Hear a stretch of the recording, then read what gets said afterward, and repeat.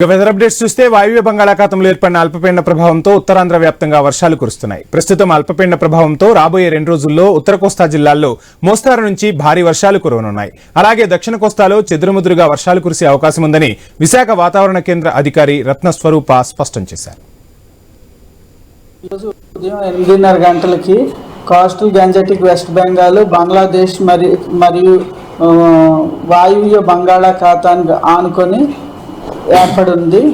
దీనికి సంబంధించిన ఆవర్తనం 5.8 కిలోమీటర్ల ఎత్తు వరకు ఆవరించుకుని ఉంది. ఇది నెమ్మదిగా కదులుతూ వెస్ట్ బెంగాల్, జార్ఖండ్, ఉత్తర ఒరిస్సా మీదుగా మనకి భూభాగం మీదకి వస్తుంది.